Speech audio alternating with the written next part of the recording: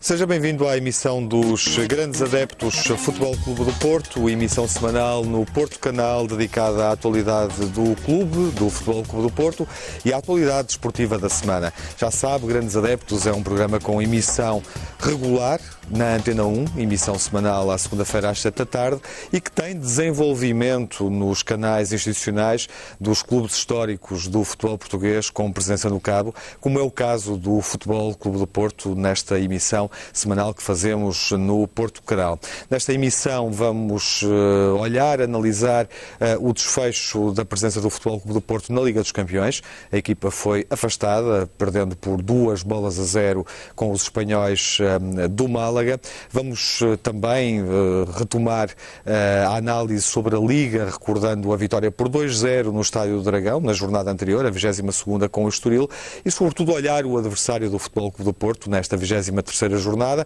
no regresso aos Jogos Nacionais. O Marítimo, o Futebol Clube do Porto vai jogar com o Marítimo no domingo à noite no Estádio dos Barreiros, numa semana em que os dois candidatos ao título, o Porto e também o Benfica, têm duas saídas extremamente importantes e extremamente competitivas, jogando com o Marítimo e com Vitória de Guimarães, equipas que estão separadas por apenas um ponto e que neste momento procuram garantir o lugar que dá acesso à Liga Europa na próxima temporada de futebol. Miguel Guedes é o comentador residente do Futebol Clube do Porto no Grandes Adeptos, na emissão da Antena 1. Olá, Miguel, boa noite. Boa noite. Para nos ajudar a projetar este desafio que acontece com o Marítimo no Estádio dos Barreiros, convidamos um internacional do Futebol Clube do Porto, mas também com uma forte ligação ao Marítimo, Eduardo Luís. Olá, viva. Olá, o Eduardo Luís ganhou 4 campeonatos nacionais, 1 no Benfica e 3 no Futebol Clube do Porto, mas ganhou sobretudo títulos internacionais, foi campeão europeu, esteve nas 2 primeiras finais que o Porto realizou na Taça das Taças com a Juventus, mas na Taça dos Campeões, aquela que ganhou em 1987 contra o Bayern de Munique, ganhou a Supertaça, a Taça Intercontinental, e tem uma ligação forte ao Marítimo porque jogou durante 7 anos e desempenhou também outras funções, nomeadamente esteve ligado à equipa técnica recentemente. Sim, eu estive 7 anos na Madeira, onde conseguimos a primeira subida de divisão à primeira divisão do Marítimo, uma festa extraordinária na altura, estamos a falar em 1977. Depois mantivemos-nos 4 anos e descemos e voltámos a subir, e nessa subida eu ingresso no Porto. Bom, e essa ligação obviamente permite-nos também olhar o desafio, mas o primeiro tema que colocamos em reflexão é o jogo que o Porto realiza esta semana, que realizou na quarta-feira passada em Málaga com a equipa espanhola, na Liga dos Campeões. Miguel, um jogo, talvez o pior jogo que o Futebol Clube do Porto realiza nesta temporada? Bom, foi seguramente um jogo mais atípico que o Porto realizou nesta temporada, por variedíssimos motivos.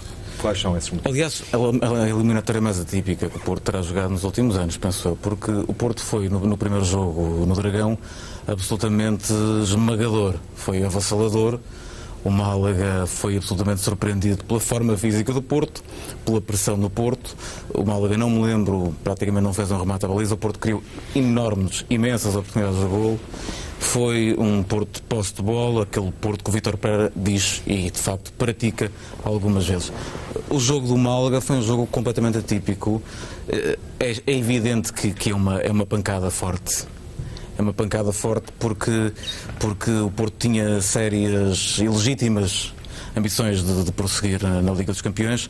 Quando o Málaga saiu, apareceu-me o adversário mais acessível, mantenho, acho que era o adversário mais acessível, apesar de ser uma belíssima equipa, com belíssimos jogadores e também recauchutada neste mercado de inverno, com o Diogo Batista, entre outros, mas a verdade é que o Porto neste jogo em Málaga nunca conseguiu impor o seu estilo de jogo, a sua marca, jogou bem durante 30 minutos, é verdade, mas ainda assim sentia-se que sentiu a pressão, porventura, de poder ter resolvido as coisas no Dragão.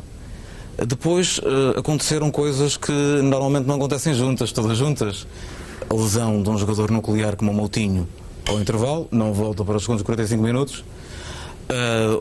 Alguma coisa terá passado pela cabeça do Defour, que num excesso de voluntarismo, vamos chamar assim, faz aquela falta sem pés nem cabeça que origina a expulsão, e que obriga o Luz a fazer o jogo todo, o campo todo, 90 minutos, e que deixa claramente a equipa à procura de um golpe de gênio do Rames, que ainda não tem, do meu ponto de vista, capacidade física e porventura mental, porque esteve fora bastante tempo, não está ainda dentro do jogo o suficiente para provocar esse desequilíbrio. Então o que se assistiu foi um jogo onde o Porto às tantas jogava em 4-4-1, não é? tentando que a bola chegasse ao Jackson, que recebeu muitíssimos passes, mais passes até do que é habitual no Porto desta época, só que passes muitas vezes em profundidade, mas sem grande objetividade. Não houve, agora é fácil dizer que os poderia ter sido um jogo diferente, com certeza. Eu acho que poderia ter sido, sobretudo, uma eliminatória diferente. Mas também me parece que a punição não pode ceder a culpa. Ou seja, é evidente que há culpa pela forma como o Porto não tanto abordou o jogo, mas como o Porto não conseguiu gerir aquele jogo e, sobretudo, esta eliminatória. Mas a punição não pode ceder a culpa. É um jogo da Liga dos Campeões. Tudo pode acontecer. O Málaga não é uma equipa qualquer, quarto, quinto classificado do campeonato espanhol. E tem argumentos, tem um plantel bem gerido. E tem um belíssimo plantel, um belíssimo treinador. Temos que ter a noção de que, obviamente, isto é um amargo de boca e uma pancada forte, como eu dizia. Não largaria isto pela ciência exata de Jorge Jesus, de que, porventura, quem sair mais cedo das competições europeias poderá ser mais bem sucedido na Liga. Essa teoria a mim não me comove, eu gostaria de estar a jogar a Liga dos Campeões, mas é com esta realidade nacional que vamos ter que viver, e vamos certamente viver, espero eu, muito felizes. O Miguel identificava aqui alguns aspectos que permitem perceber porque é que o Porto foi infeliz nesta eliminatória da Liga dos Campeões, nos oitavos de final, e deixava uma pista nesta reflexão introdutória que fazia, referia ao facto da equipa poder estar condicionada por um resultado curto em função da exibição que fez no Dragão. Pode ter sucedido isso? Não, eu acho que eu vi o jogo aqui com o Málaga e realmente, como o Miguel disse, o Porto fez um excelente jogo. Foi pena não ter marcado mais golos. O Málaga praticamente não fez qualquer ataque à baliza do foco do Porto. Portanto, o Porto sai desta primeira mão com o marco de boca por não ter marcado mais golos e poder ter a eliminatória na Algibeira. Este segundo jogo, nós, como se falou, o Málaga não tendo experiência como clube a nível internacional, mas tem jogadores que a têm. Portanto, eu estava à espera e aconteceu que o Málaga se transcendesse e fizesse um muito melhor jogo do que fez aqui. E foi o que aconteceu. O Porto não estando bem, portanto, não estando bem, mais hipóteses teria de ter dificuldades. 1-0 não é um mau resultado, porque recuando uns anos atrás nós fomos a uma final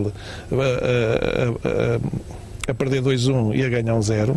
Portanto, 1-0 é um bom resultado. É um bom resultado, mas é preciso ter a capacidade para marcar fora, não é? Pois, fora a partir do momento em que o Málaga marca. Claro. Agora, marca o primeiro ou o segundo, até porque houve realmente falhas, portanto, os golos nascem de falhas dos adversários. O primeiro gol é uma falha defensiva, acontece em futebol. As equipas têm excelentes jogadores, excelentes executantes. Depois, ao intervalo, no início da segunda parte, há uma expulsão que condiciona muito a estratégia do foco do Porto. E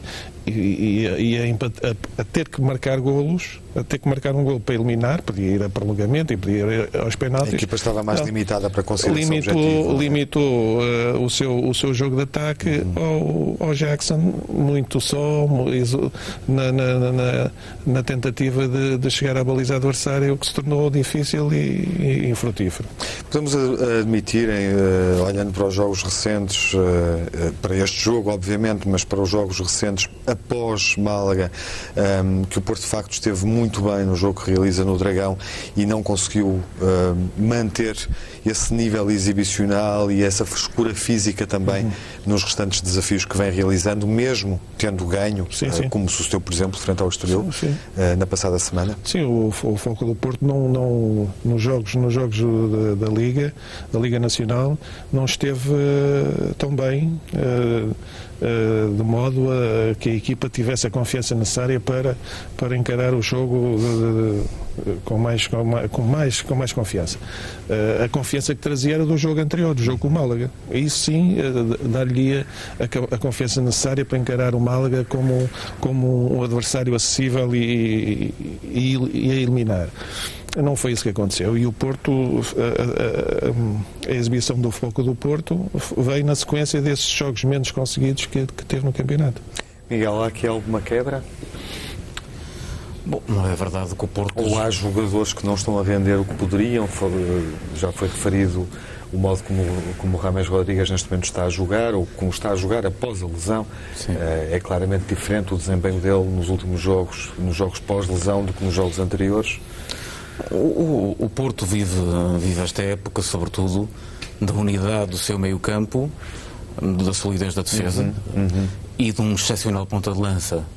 Não vive tanto de pontas, penso eu, porque de facto tanto o Varela como o Watson não têm sido, o Watson até porque esteve na CAN durante muito tempo, o Varela sempre com algumas intermitências. E portanto poderá estar a acusar limitações dos jogadores fundamentais do miolo. Obviamente, quando o João Moutinho falha, quando em simultâneo Ramas falha ou ainda está em fase de, enfim, readaptação competitiva, são duas peças absolutamente fundamentais, porque acaba por faltar o pêndulo, que já é mais que um pêndulo. O João Moutinho é mais que um pêndulo, eu penso. E falta um criativo por excelência. É evidente que o luxo não pode dar para tudo e pronto, naturalmente que quando uma equipa é muito pressionada, como o Málaga conseguiu fazer pressionar o Porto em determinados momentos do jogo, com 10 ainda por cima, é muito difícil gerir aquele jogo.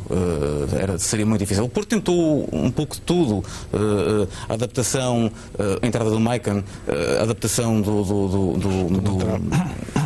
Mangala à esquerda, o Danilo, o Alexandre a surgir para o meio campo. Tentou-se um pouco de tudo. O Rames nunca conseguiu desequilibrar. É verdade que se sente que, à exceção do jogo com o Málaga no Dragão, parece sentir um certo abaixamento de forma do Porto. O Porto também tem gerido jogos. Isso também pode contribuir para essa aparente noção de abaixamento de forma.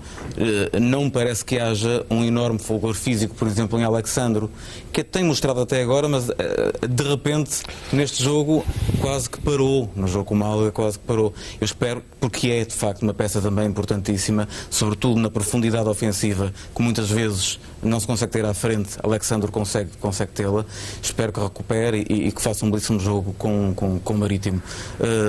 Sabemos que não vamos contar com Moutinho. Acho que não devemos crucificar um jogador como Defoe, tem sido um jogador extraordinário. O Defoe tem sido um jogador muito equilibrador, joga em qualquer lado do meio campo, muitas vezes chega lá à frente. Alguma coisa lhe passou pela cabeça, certamente, mas recordo também que é uma falta do Tulalam aos 60 e tal minutos, que também dava expulsão e podia ter reequilibrado o jogo. É evidente, também me parece, e é bom dizer, enfim, é bom dizer, mas é mau de referir, que há um golo, do meu ponto de vista legal, do Málaga. Não parece que haja falta sobre o Elton. E, portanto, as coisas foram como foram. Acho que há que encerrar esse capítulo, ter as devidas ilações. Como eu disse e volto a dizer, não parece que a punição deva exceder a culpa. Eduardo, há jogadores em seu rendimento neste momento? O James é um caso nítido de baixa de forma. Eu vi-o jogar, não posso referir que jogo, mas entrou na segunda parte e as coisas não correram lá muito bem. Portanto, ele perdeu a forma, perdeu a capacidade que tinha mostrado anteriormente, uns bons jogos atrás. A falta do Moutinho, e esperemos que o Moutinho recupere bem da lesão, porque o estar a jogar inibido e com medo de voltar a lesionar-se é complicado, pode agravar e pode estar muito mais tempo para recuperar. Portanto, o Porto vive um pouco também destes dois jogadores que fazem muita falta. Falámos nas alas. O Varela também não tem tido aquele rendimento que já tinha mostrado. Mas penso que também pode ser uma fase, e espero que seja uma fase passageira, e os jogadores já no próximo jogo com o Marítimo possam aparecer bem e com outra vontade, uma vez que o campeonato é bastante importante para o Foco do Porto. Sim, e Vítor Pereira já recentrou, digamos assim, já redefiniu as prioridades na antecipação do jogo com o Marítimo. A gestão que os treinadores têm vindo a fazer até esta semana tem sido interessante. Há declarações que ficam na gestão do esforço nas provas por parte de Futebol Clube do Porto e Benfica. Obviamente há uma frase que marca e que vale a pena convocar neste momento, parece-me, que é de Jorge Jesus, quando afirmou que das duas equipas, aquela que fosse afastada primeiro das provas europeias teria mais possibilidades de se sagrar campeã. Essa frase de Jorge Jesus soa bem neste momento, Miguel? Não me parece que nós... Sim. Eu não distingo muito entre medicamentos de marca e medicamentos genéricos, muito sinceramente, e portanto utilizo-os. Mas recorda da frase, ele teria razão? Não, ele se calhar estava a pensar em ser eliminado. Não está, possivelmente. A mim interessa mais a substância ativa, não é? E a substância ativa do Jesus é que durante várias épocas, nomeadamente no Benfica, tem conseguido ter abaixamentos de forma sucessivos no último terço da época. É sabido que o Benfica, em parte, também se desliga do campeonato do ano passado, porque Jesus não terá sabido, é uma das interpretações, para além do Porto ter sido muito competente, como é evidente, gerir as competições em que estava envolvido. Então, eu acho que isso é um bocadinho um receio de um Jesus realista olhar ao espelho do que tem sido o seu percurso no Benfica e o Benfica dos últimos anos. Porque tudo é muito relativo. É evidente que, muito bem, uma equipa sem uma competição joga menos jogos, foca-se mais, fisicamente fica mais centrada. Ok. Mas, e mentalmente? Eu te respondo à verdade. Uma equipa que está a jogar menos é uma equipa mais competitiva? Tenho dúvidas. Uma equipa que sofre um revés europeu forte é uma equipa mais competitiva? Tenho dúvidas. Depende. É evidente que a gestão física do Porto fica mais fácil, mas a gestão emocional do Porto fica mais difícil. Eduardo, nesta equação, de facto, o Benfica poderá estar mais forte, mesmo tendo mais jogos? Ou o Porto tem um histórico que lhe permite gerir este revés? Não, como o Miguel disse, nos anos anteriores há uma quebra da parte do Benfica. Portanto, aí esse tal receio do Benfica quebrar e depois não saber se há de atacar a Liga Europa ou o campeonato. Portanto, das duas uma. Mas o facto do Foco do Porto sair animicamente poderá quebrar um pouco, porque não estavam à espera de sair, mas pode arrancar para um final de campeonato forte. Eu lembro-me mas nós fomos eliminados prematuramente quando jogamos aqui com o Wrexham. Naquele jogo em que tivemos a vencer por 3-0 e acabámos por ganhar só 4-3, e eles ganharam em casa 1-0. Mas nós perdemos a eliminatória lá, não foi cá, foi lá. Lá é que perdemos a eliminatória. Mas a partir daí o Porto arrancou para o campeonato. Logo a seguir, salvo erro, fomos a Coimbra a vencer por 3-0 e a equipa arrancou para o campeonato. Se bem que só tivéssemos saído logo na primeira eliminatória, não andámos a desgastar muito na competição. O Eduardo fala de um dos jogos mais decepcionantes da minha vida. Pois. Sim, foi. Mas curiosamente é engraçado o paralelismo, não é? O paralelismo é interessante. Foi uma história. Foi uma história. Espero que seja um bom augúrio, porque foi uma noite terrível nas Antas. Chovia bastante. Teve pouca sorte. Foi Barota. Foi Barota. O Barota foi... E gostou muito, porque depois vinha depois daquela brilharete. Na final da Taça das Taças. Que é um jogo que eu também recordo com o Eduardo Luís, com muita emoção. Esse jogo que é a primeira final do Futebol Clube do Porto, e onde o Eduardo Luís é protagonista. Precisamente. Esse jogo é profundamente marcante, porque é a primeira final europeia do Porto. Clube, não é? E quando o Eduardo Luís joga nesse jogo a defesa esquerda, porque a dupla era o Geraldão e o Lima Pereira, penso. Não, era o Urico. O Urico e o Lima Pereira. O Lima Pereira, tal e qual. O Geraldão só veio mais tarde, em 87. Mais tarde. Mas lembro-me da equipa da Juventus, já, com o Boniek, com o Platini, aqueles defesas extraordinários, que viriam depois a ser, no fundo, a base da seleção italiana. Tinham vindo de ser campeões mundiais em 82 e apareceram, era quase a seleção em 84. E lembro-me, enfim, da fúria do malogrado Zé Beto no fim, lembro-me de quão injustiçados nós nos sentimos nessa final. Nós chegámos muito e éramos só portugueses, só entrou o Walsh depois na segunda parte, era o único estrangeiro, e era a base da seleção também depois no Europeu de 84. Mas então o Costa também na segunda parte. O Costa substituiu, eu saí e entrou o Costa. Mas foi dos melhores jogos que quem tem, eu às vezes digo isto, o vídeo desse jogo é um espetáculo de jogar futebol. Depois mais tarde a final de Viena também é. Sim. Mas em termos de jogo, mesmo perdendo, nós saímos dali até do modo como nós sofremos os golos, foi assim um pouco houve ali uma injustiça, uma sensação de que foi um jogo ingrato, não é? Sim. É, porque quando o Sousa empata o jogo, havia a noção de que o Porto estava ali a construir uma história que iria sair por cima.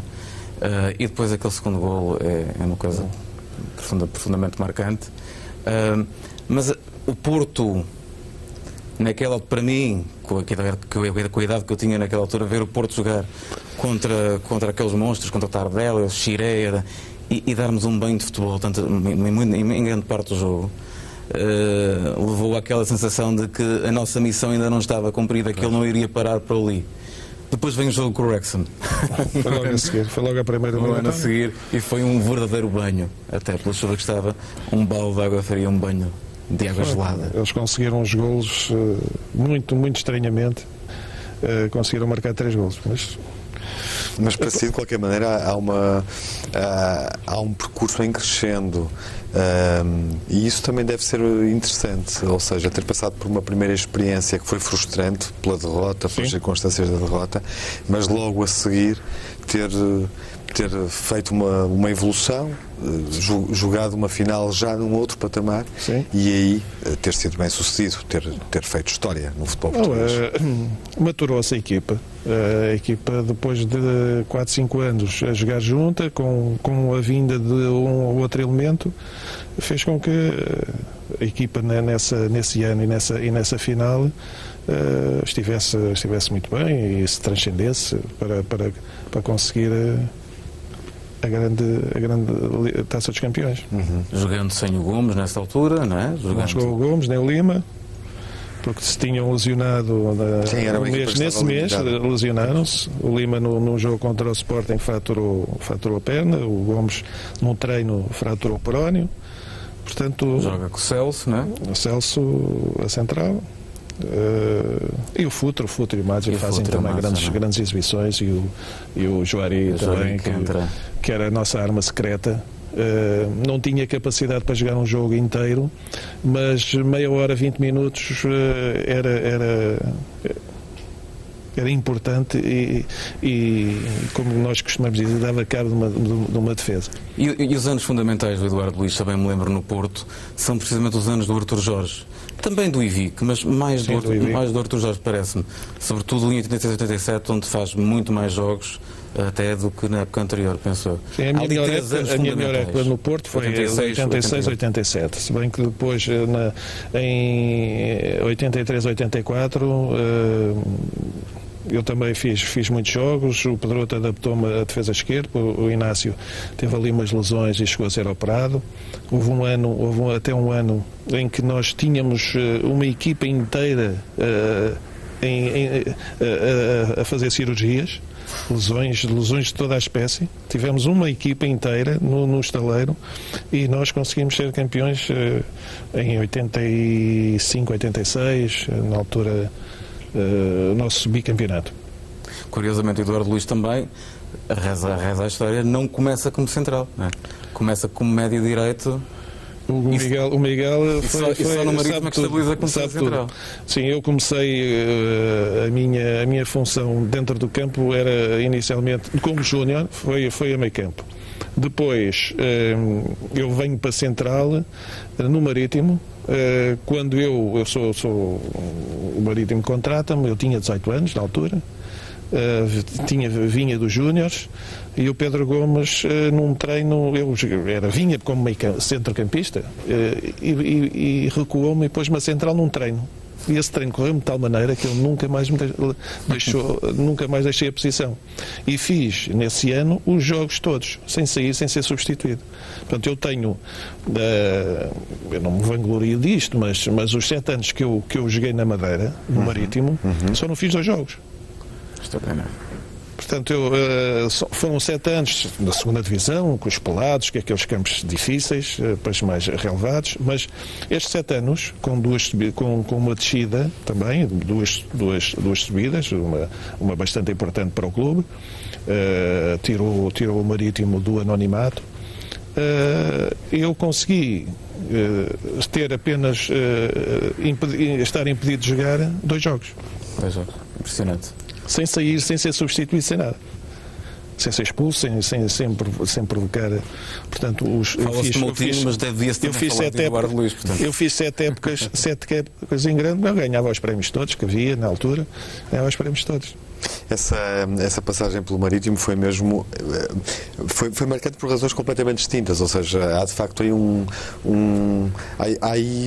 uma diferença muito grande entre o sucesso que alcança no Futebol Clube do Porto, para todos os efeitos também o título de campeão a que está associado na época que tem no Benfica, mas no Marítimo o sucesso é diferente porque passa por consolidar uma posição como jogador. Sim, aliás, eu já era relativamente conhecido em termos de seleção também. Eu tinha participado já nas seleções de Esperanças. Portanto, eu no fundo, estando na Madeira, os meus colegas que fui encontrar no Porto já os conhecia, já tinha jogado com eles. Portanto, até em termos de adaptação ao Futebol Clube do Porto foi muito mais fácil, porque eu já conhecia a maior parte dos meus colegas. Também era para ter vindo antes. Quer dizer, eu vim em 82, mas podia ter vindo em 80, só não vim porque o Sr. Pedroto acabou por ir para Guimarães derivado aos problemas que houve na altura, o chamado verão quente.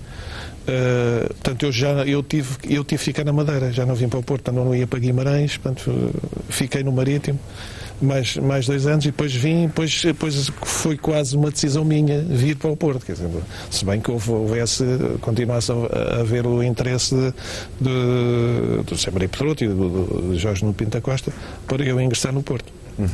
A equipa do Marítimo foi uma equipa que desde então até agora registrou uma evolução, consolidou-se, de que forma? Não, tem muito que ver com os apoios que o Governo tem dado. Quer dizer, repare, no tempo em que eu joguei no Marítimo, era o clube que pagava as viagens às equipas adversárias e às equipas de arbitragem. Era um encargo muito grande para uma equipa de futebol, porque ninguém ia para a Madeira. Não sei se foi esse o compromisso o Marítimo, ao participar nas provas nacionais, estar encarregue de pagar às equipas que lá iam jogar as estadias, as despesas todas. Isso era um encargo muito grande que depois acabou, felizmente, e daí depois os tais apoios que o Governo tem dado ao Marítimo, porque o Marítimo Marítimo não tem, para estar numa primeira liga, não tem uma massa associativa que consiga suportar os encargos de uma equipa profissional.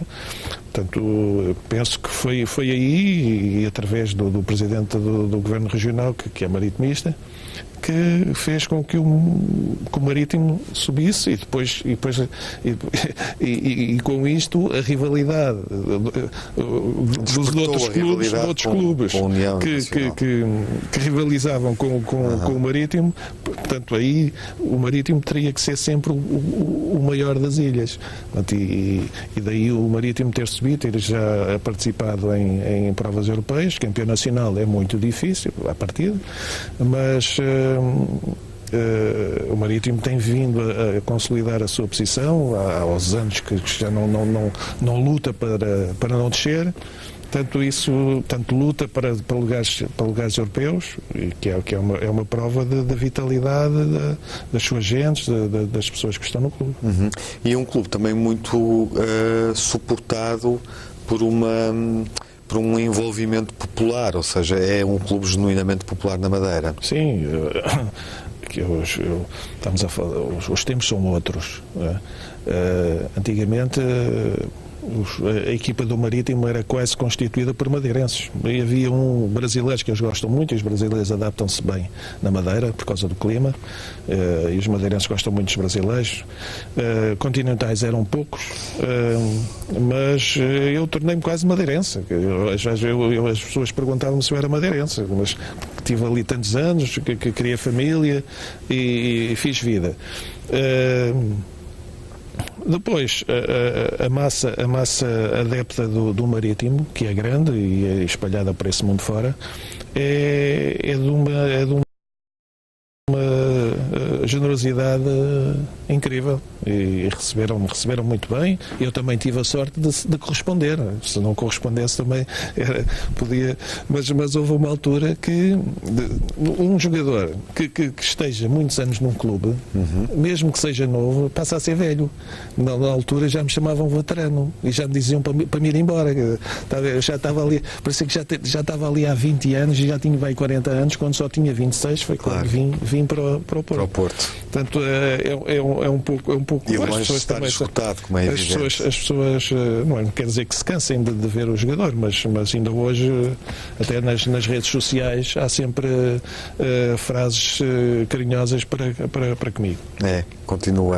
Sim, depois as pessoas ainda se lembram. Claro, é uma ligação. Já lá vão muitos forte. anos, mas há muita gente que se lembra, através de fotografias e de vídeos. O adversário do Futebol Clube do Porto nesta jornada é o Marítimo. O Porto jogou por 32 vezes no Funchal, registra 17 vitórias, 8 empates, 7 derrotas. Na primeira volta o Porto obteve uma vantagem muito confortável, uma goleada por 5-0, e olhando os jogos da última década, os últimos 20 jogos, o Porto não se dá mal nos barreiros. Os jogos entre as duas equipas, nos barreiros e não só, nos 20 jogos que as duas equipas realizaram, um para a Taça e todos os outros a contar para a Liga, há 3 empates e uma vitória do Marítimo, ou seja, 16 vitórias do Futebol Clube do Porto.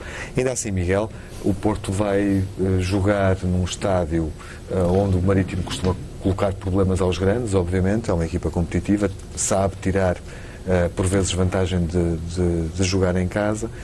Vai jogar nesta jornada, após este desfecho infeliz na Liga dos Campeões. Que adversário é este? Qual é o grau de risco deste jogo do Futebol Clube do Porto, justamente nesta semana? Bom, é um risco acrescido, porque não se sabe exatamente como é que o Porto vem. Normalmente o Porto reage muito bem a uma eliminação, um jogo menos bem conseguido, um mau resultado europeu. E estou convencido que a resposta será dada em campo. É evidente que o Marítimo tem uma equipa interessante, bem orientada, com um treinador que vem quase há 3 épocas, no fundo. Sofreu a saída do Fidelis, que é uma saída importante, penso eu, em janeiro, mas este SUC coreano que aparece a jogar agora, parece-me também um jogador interessante, para além, evidentemente, do David Simão e do Sami, que são dois jogadores diferentes, Sami com muita velocidade, mas dois jogadores muitíssimo interessantes.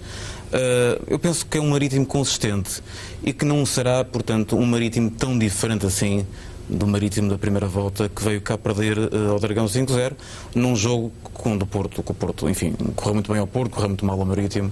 O Porto faz, naquela altura, dos golos do Rames, quer dizer, a carimbar os 5-0. O Porto faz um golo muito cedo, aos 4 minutos, penso eu. Portanto, resolveu-se muito rápido e o Marítimo praticamente que não existiu neste jogo. Nesse sentido, obviamente, que será um jogo mais difícil. Mas o Porto, como o Tiago dizia, não perde muitas vezes, felizmente com nenhum adversário, mas com o Marítimo em particular. Lembro-me que a última derrota com o Marítimo foi derivada de um autogolo, inclusivamente. Por 1-0. Por 1-0, um autogolo de um jogador do Porto. O ano passado lembro-me de 2 vitórias por 2-0, portanto, relativamente, uma delas na antecâmara do título, ano passado, precisamente, na Madeira, quando ganhamos 2-0, com 2 golos do Hugo, salvo erro, e a seguir carimbamos o campeonato aqui, com o Sporting, no Dragão. Eu julgo que este jogo é mais complicado porque estamos num momento muitíssimo competitivo, onde cada ponto é muitíssimo importante. O Benfica tem também uma deslocação importante e difícil à cidade de Guimarães esta semana, no mesmo dia. Obviamente que o Porto está condenado, forçado, obrigado a ganhar este jogo, porque senão aí sim poderá comprometer, não definitivamente, mas comprometer até animicamente o resto da temporada. Bom, o Marítimo faz uma primeira volta em perda. Provavelmente tem-se dito isso devido ao esforço de ter jogado a Liga e a Liga Europa, onde não foi bem sucedido, mas enfim, o que é certo é que jogou por 6 vezes, curiosamente encontrando adversários que ainda estão em prova, o Bordeaux, que é afastado esta semana pelo Benfica, e o Newcastle, que vai jogar com o Benfica na eliminatória seguinte, nos quartos de final da Liga Europa. São as 2 equipas que passam no grupo do Marítimo. Eduardo, podemos esperar uma equipa diferente daquela que perdeu claramente por 5-0 no Dragão? O Marítimo está de facto diferente, está a crescer. Sim. Só agora é que está nos lugares europeus. Durante a primeira volta esteve afastado dos lugares que dão acesso à Liga Europa. O Marítimo não começou muito bem o campeonato. Teve um esforço acrescido relativamente à Liga Europa. Isso, e para uma equipa como o Marítimo, o desgaste das viagens é enorme. Portanto, não é para além do jogo em si, as constantes viagens que tem que fazer para o campeonato e para essas provas. E o Marítimo, comparativamente ao ano passado, foi muito diferente. Portanto, já também perdeu um elemento que depois foi para o Sevilha, que era o Baba, que foi, até ir embora, foi o grande marcador de serviço.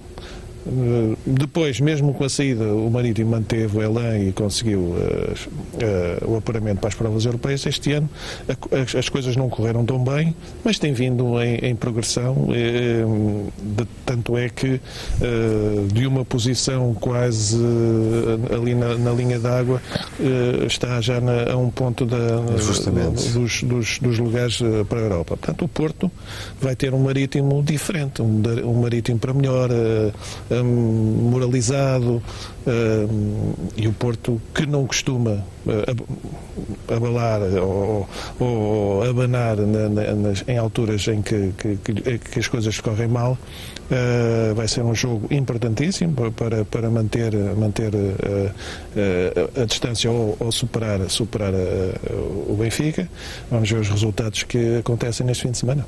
Quais são os pontos mais fortes desta equipa do Marítimo e, sobretudo, no confronto com o Futebol Clube do Porto? Em que aspectos é que o Marítimo poderá, enfim, fazer a diferença ou criar problemas? Eu penso que o Marítimo é um bom conjunto e tem uma equipa muito, muito equilibrada.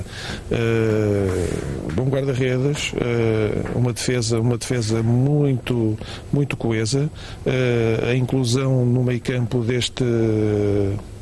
do Simão também veio dar uma maior consistência à equipa e jogadores rápidos na frente. Portanto, o Marítimo consegue gerir os jogos mesmo quando os adversários são à partida e teoricamente mais complicados, mais difíceis.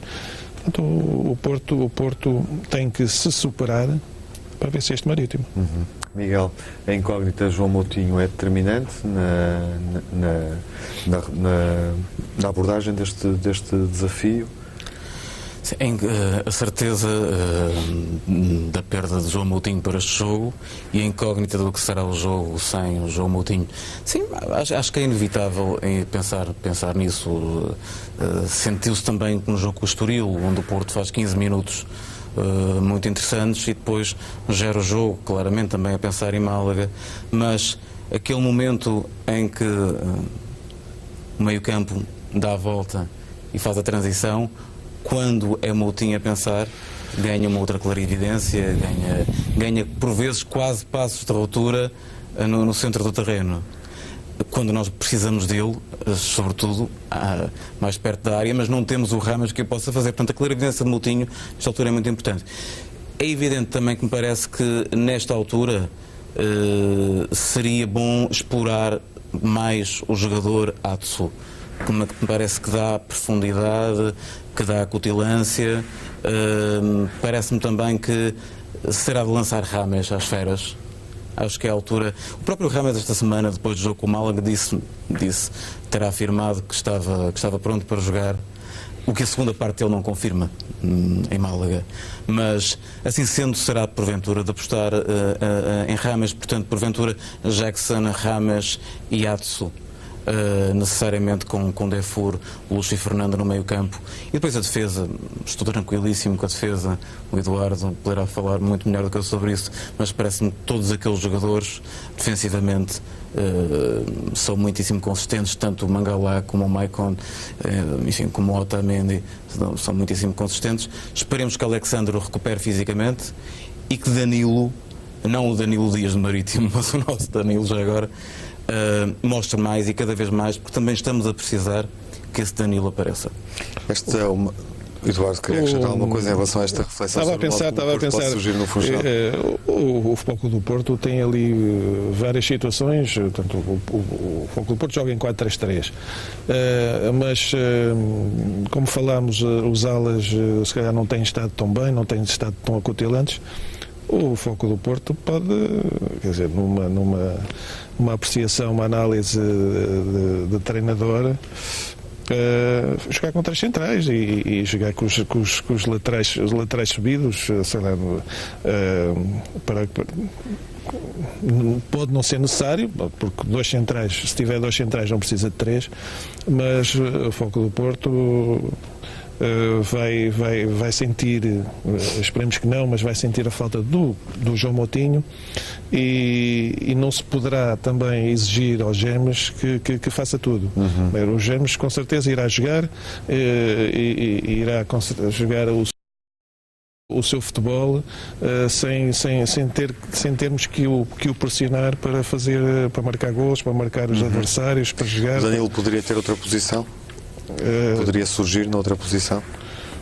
Eu penso que aquela posição ao lado do Jackson penso que é melhor. Quer dizer, é um jogador que gosta muito de ter bola, é bom tecnicamente, tem bom passe, chuta bem, dribla também quando bem. Portanto, é uma questão de frescura física e mental para que ele possa render aquilo que já rendeu aqui há uns tempos atrás. Nesta jornada nós vamos assistir a jogos que são exigentes, deslocações obviamente com um grau de risco considerável para o Porto e para o Benfica, Guimarães e Marítimo, porque as duas equipas estão também separadas por um ponto entre o quinto e o sétimo lugar, à procura procura de uma posição europeia. Estamos aqui perante 2 dos 4 adversários que claramente disputam neste momento o 5º lugar, Rio Ave e Estoril também, nesta proximidade. Do seu ponto de vista, qual destas 4 equipas, por razões diferentes, são equipas que têm mostrado um futebol positivo, um futebol interessante e por razões diferentes? Estou a pensar, por exemplo, que o Guimarães é uma equipa renascida, feita a partir da equipa B, com muita juventude, utilizando muitos jogadores. O Marítimo faz aqui uma gestão entre uma fase da época em que joga competições europeias e depois já tira partido, aumenta os índices de rendimento na prova interna quando sai da Liga Europa. O Rio Ave e o Estoril têm claramente uma prestação muito mais estável a esse nível. Sim, mas... Qual destas equipas é que poderá ocupar o lugar europeu? O 5º lugar, admitindo que Passos Ferreira e Braga obviamente não vão cair. Eu penso que o Marítimo tem mais condições de lá chegar do que os outros? Do que os outros. Porquê? Talvez por experiência também. Na altura em que eu estive no Marítimo, há 3 anos, como assessor desportivo, no último jogo do campeonato decidia-se a entrada na Liga Europa. E estavam 3 equipas, na altura também o Guimarães, o Nacional e o Marítimo. E o Marítimo na última posição. Portanto, e aconteceu que foi o Marítimo, das 3 foi o Marítimo que conseguiu chegar lá. Fruto de uma vitória em Guimarães e de um empate do Nacional. Nesta altura, o Rio Ave, o Estoril, equipas que têm feito um campeonato muito engraçado, mas também com alguns resultados assim, pelo meio esquisitos. Exato. Não me parece que vão lá chegar. Em relação ao Guimarães, que também tem vindo a fazer uns resultados melhores do que fez inicialmente, pode lutar com o Marítimo esse lugar na Liga Europa. E o Sporting claramente o Sporting não sei, estou... Não me cheira. Portanto, não sei. E o seu treinador estará sempre à espera que o Sporting faça um excelente jogo e faça uma grande exibição e um grande resultado. Mas não vejo. Ainda não mostrou argumentos, é isso? Ainda não. Se bem que tenham excelentes jogadores, ali qualquer coisa que vem de trás e que dificilmente poderão chegar a um lugar mais acima. Eu penso que, como alguém já disse, pensar já na próxima época em relação ao Sporting. O jogo, considerando que Guimarães e Marítimo estão separados por 1 ponto, recebem Porto e Benfica, separados por 2, têm objetivos importantes, as 4 equipas, dentro do seu planeamento da época, e estão em condições de o alcançar. Este jogo tem maior risco para qual das 2 equipas? Para Benfica e Porto? Para qual das 2? Para as 2. É igual? Eu penso que é igual. O estado de espírito é o mesmo, quer dizer, não vamos encarar qualquer destas equipas, das 4 equipas, não vai encarar o jogo de maneira fácil. Portanto, vai esperar e por tradição Guimarães é difícil, por tradição Marítimo é difícil.